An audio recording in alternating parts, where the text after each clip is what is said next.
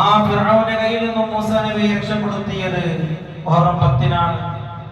അതുപോലെ തന്നെ പല ചരിത്ര നിമിഷങ്ങളും മുഹറം 10-ന്റെ അന്ന് നടന്നു പോയിട്ടുണ്ട്. നൂഹ് നബി അലൈഹിസ്സലാത്തു വസ്സലാമിന്റെ കപ്പൽ അത് നങ്കൂരമിട്ടത് മുഹറം 10-ന്റെ അന്നായിരുന്നു. അതുപോലെ തന്നെ ലൂത്ത് നബി അലൈഹിസ്സലാത്തു വസ്സലാമിന്റെ സമൂഹത്തെ അല്ലാഹു നശിപ്പിച്ചു കളഞ്ഞത് മുഹറം 10-ന്റെ അന്നായിരുന്നു. അയ്യൂബ് നബി അലൈഹിസ്സലാത്തു വസ്സലാമിന്റെ രോഗം അല്ലാഹു സുബ്ഹാനഹു വ തആല മാറ്റി കൊടുത്തത്, പൂർണ്ണ ശിഫ നൽകിയത് ഈ ദിവസത്തിലായിരുന്നു. അങ്ങനെ എണ്ണിയാൽ ഒടുങ്ങാത്ത ഒരുപാട് ചരിത്രത്തിന്റെ നിമിഷങ്ങൾ, ഒരുപാട് സംഭവ വികാസങ്ങൾ മുഹറം 10-ന്റെ അന്ന് അല്ലാഹു സുബ്ഹാനഹു വ തആല പഠിപ്പിക്കുന്നുണ്ട്. പരിശുദ്ധമായിരിക്കുന്ന ഇസ്ലാം അതിലേക്കൊക്കെ പോകുന്നതിന് ഒരുപാട് സമയങ്ങളെടുക്കും. ഇൻഷാ അല്ലാഹ് ഓരോന്നും നമുക്ക് കേട്ടവരാണ്, കേട്ടുകൊണ്ടിരിക്കുന്നവരാണ്, അറിഞ്ഞവരാണ്. മുഹറം 10-ന്റെ അന്ന് ഇൻഷാ അല്ലാഹ് അടുത്ത വെള്ളിയാഴ്ച ദിവസം മുഹറം 10-ന്റെ ദിവസമാണ്.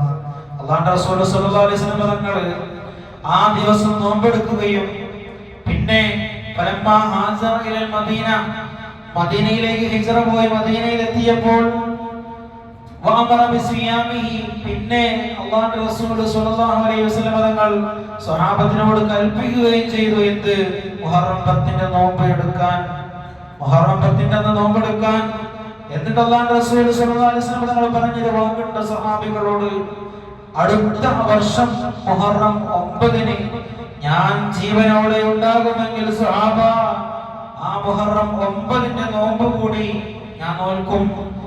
എന്നാൽ ആ ഒരു വർഷം മുഹറത്തിൽ അല്ലാഹുവിന്റെ റസൂൽ അടുത്ത വർഷത്തിലേക്ക് അല്ലാഹുവിന്റെ റസൂൽ സ്വല്ലല്ലാഹു അലൈഹി വസല്ലം തങ്ങൾ ജീവിച്ചിരുന്നില്ല.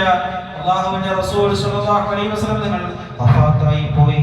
പക്ഷേ സ്വഹാബികൾ അവർ അല്ലാഹുവിന്റെ റസൂലിന്റെ വാക്കുകളും പ്രവൃത്തികളും മൗനാനുവാദങ്ങളും എല്ലാം കാതോർത്തിരുന്ന സ്വഹാബത്ത് അവരൊന്നടങ്കം ഒരൊറ്റ സ്വരത്തിൽ പറഞ്ഞു, അല്ലാഹുവിന്റെ റസൂൽ സ്വല്ലല്ലാഹു അലൈഹി വസല്ലം തങ്ങൾ നോമ്പെടുക്കുമെന്ന് പറഞ്ഞതുകൊണ്ട് ഈ മുഹറം 9-ന്റെ നോമ്പ് കൂടി മുക്കെടുക്കൽ അത് വളരെ പവിത്രമാണ്. മുഹറം 1 മുതൽ 10 വരെയുള്ള ദിവസങ്ങളിൽ നോമ്പെടുക്കൽ പ്രത്യേകമായുള്ള സുന്നത്തുണ്ട്.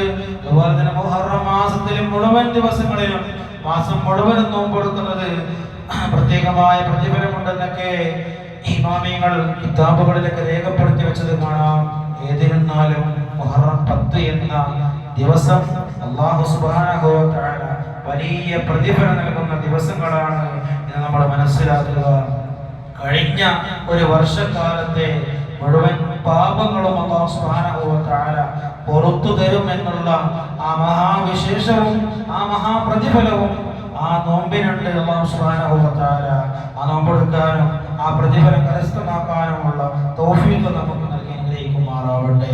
ചരിത്രത്തിൽ കാണാം, ഹദീസുകളിലൊക്കെ കാണാം, കുട്ടികൾ വരെ മുഹറം 10-ന്റെ അന്ന് നോമ്പെടുക്കുമായിരുന്നു എന്ന് ഹദീസുകളിലൊക്കെ റിപ്പോർട്ടുകളിലൊക്കെ കാണാം. അതുകൊണ്ട് നമ്മുടെ മക്കളെ കൂടി നോമ്പെടുക്കാൻ കഴിവുള്ള നമ്മുടെ മക്കളെ കൂടി ആ ദിവസത്തെ നോമ്പെടുപ്പിക്കാൻ നമ്മൾ ശ്രദ്ധിക്കുക.